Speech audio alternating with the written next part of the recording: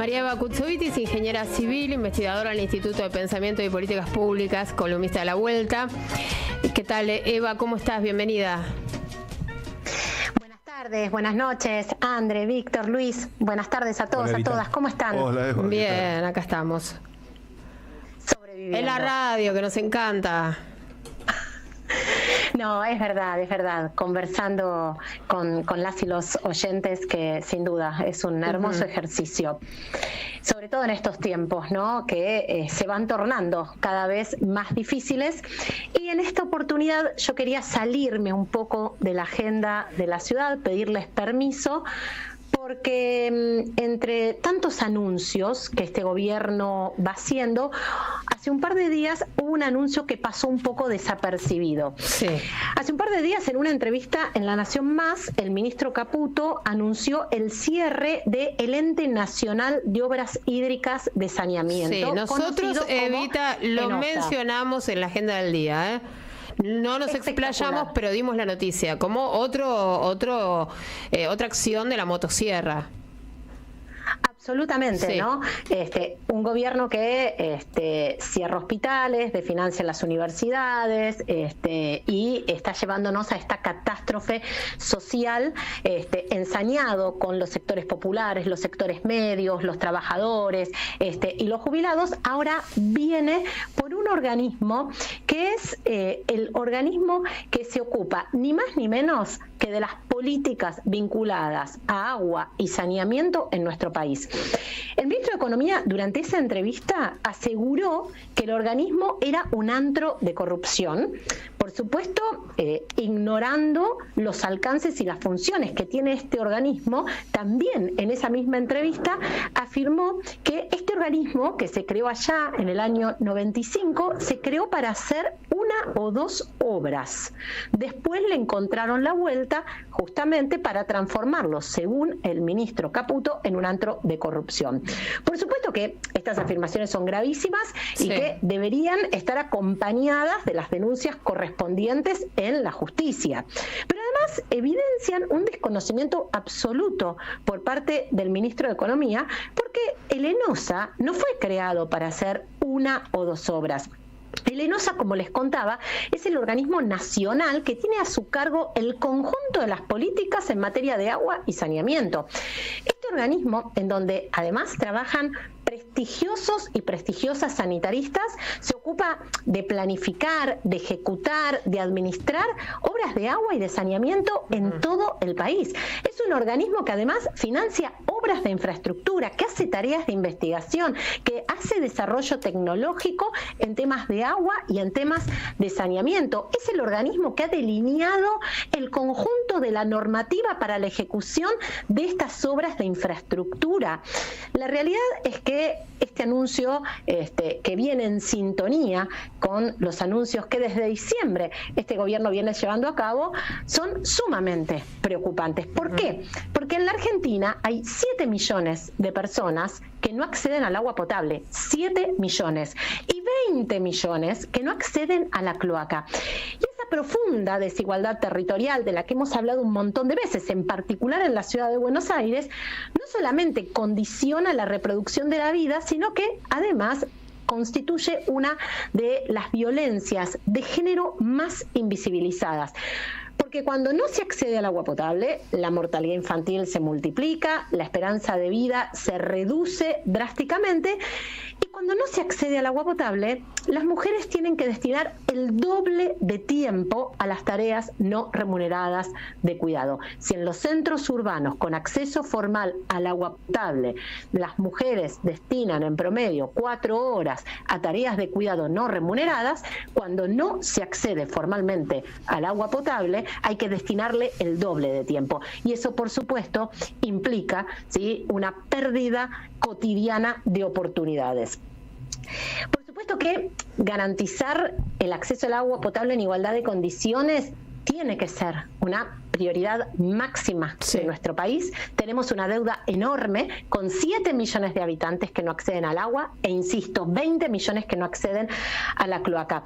Y esta medida de cerrar el ENOSA, además, es una medida que se está dando en paralelo a la privatización de la empresa prestadora AISA, que es la empresa que se ocupa de prestar el servicio de agua y cloaca en la ciudad de Buenos Aires y en el área metropolitana.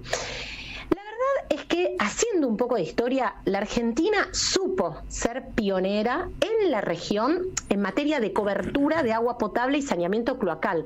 La Argentina era, ¿sí?, el país de la región con mejores coberturas en materia de agua y saneamiento. Y fue justamente a partir de la década del 80 cuando en la Argentina y en América Latina empieza a caer la inversión en la infraestructura sanitaria.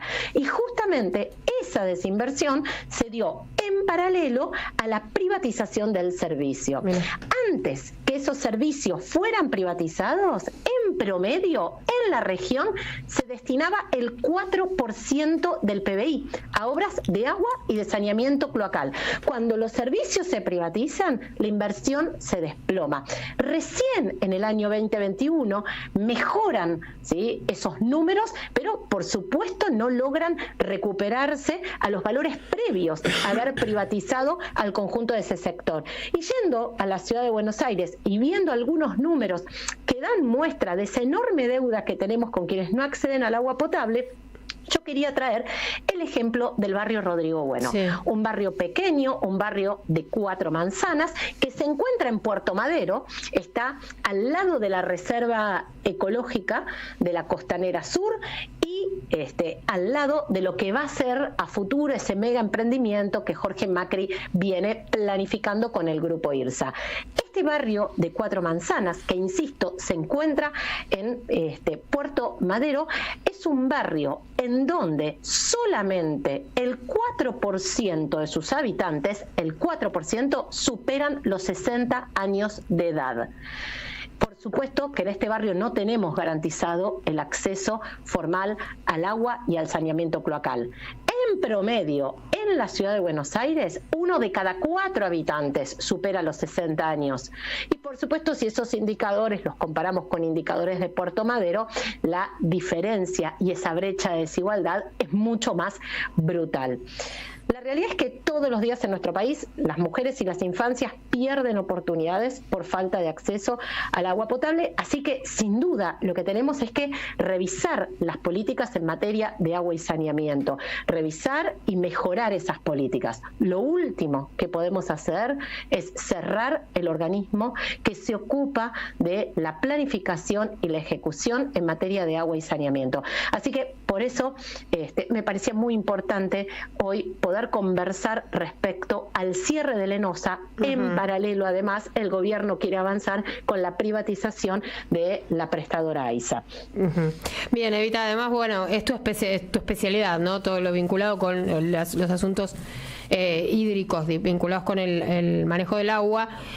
Un tema como la verdad, a nosotros se nos escaparon todos estos detalles que vos estás ilustrando, esa información valiosísima. Ahora pregunto, ¿y entonces? Porque el anuncio está hecho, ¿verdad? Y este es un tema que, como vos bien lo detectaste, ha pasado desapercibido, incluso quedado relegado a las noticias, como decimos los periodistas, las noticias B o las noticias que no fueron cabezas de información o cabezas en los portales. Estuvieron un ratito y después, se los comió la coyuntura. Y es lo que nos estás comentando, el rol que cumple el ENOSA, así se llama, ¿no? Es muy importante. Y bueno, ¿qué se hace? ¿Qué acciones se pueden o se van a emprender para frenar esto que es un desguace, ¿no?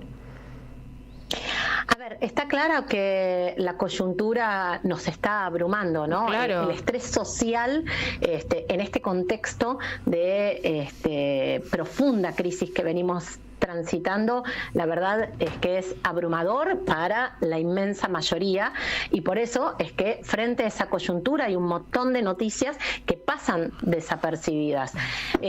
Pero lo cierto es que necesitamos poder recuperar esa agenda para poner en debate la necesidad de garantizarle el agua y el saneamiento a quienes hoy no acceden, insisto, a los más de 7 millones que no acceden al agua, a los más de 20 que no acceden al saneamiento cloacal. Y traigo otro número que no es para nada menor: garantizarle el acceso pleno al agua y a la cloaca a los 5 millones de habitantes que habitan en los barrios populares de nuestro país cuesta 10.000 millones de dólares. Es incomparable al dinero que se fugó durante la gestión de Macri. Y por supuesto va a ser incomparable al pago de intereses que se va a hacer, ¿sí?, de la deuda.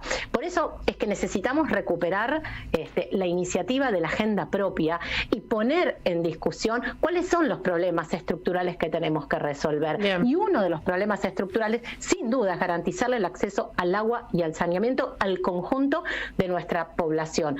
Pasó desapercibido, y lo más grave, además, es que Caputo ha hecho afirmaciones gravísimas, no solo desconociendo el rol del organismo, ¿sí?, en donde él es cabeza, él es el responsable, sino además haciendo afirmaciones gravísimas que debería acercarlas a la justicia. Así que seguramente que va a haber algún pedido de informes que realizaremos para ver si él fue a la justicia a aportar las pruebas que sostienen esas afirmaciones, en donde plantea que es un antro de corrupción, porque si tiene esas pruebas tiene que poder aportarlas, y si no las aporta, la verdad es gravísimo que haga esas afirmaciones. Y por supuesto, en eso de recuperar la agenda propia, me parece que el tema de la vivienda, el tema del agua y el tema del saneamiento son temas claves. Bien. Para poder darles máxima prioridad. Y por supuesto, exacto, que cuando revisamos lo que pasó en el pasado, cuando estos servicios fueron privatizados, podemos entender la catástrofe del presente. Así es. Y por supuesto eso nos tiene que poder permitir no repetir esos errores. Bien. Gracias, Eva, como siempre. Un abrazo. Un abrazo enorme, y nos encontramos la semana que viene para seguir hablando de la ciudad de Buenos Aires, por supuesto. Abrazo. Un abrazo. María Eva Kutsovitis, ingeniera civil, investigadora del Instituto de Pensamiento y Políticas Públicas, columnista de La Vuelta Completa. Nos quedan todavía unos minutitos de programa por delante. Estaba revisando, estoy acá con Víctor y con Luis, los audios que... Tenemos un montón de audios del día que no pudimos compartir, y... bueno, estoy tentada con unos cuantos, ¿no? Porque Moyano lo escuchamos. Moyano lo escuchamos, sí, pero bueno, un poco Adorni, ¿no?, diciendo que hay que auditar a las universidades, que están flojas de papeles. Bueno, en realidad las universidades son autónomas y están auditadas. Están auditadas. Doble auditoría. Y hay que cambiar, o sea, no lo vamos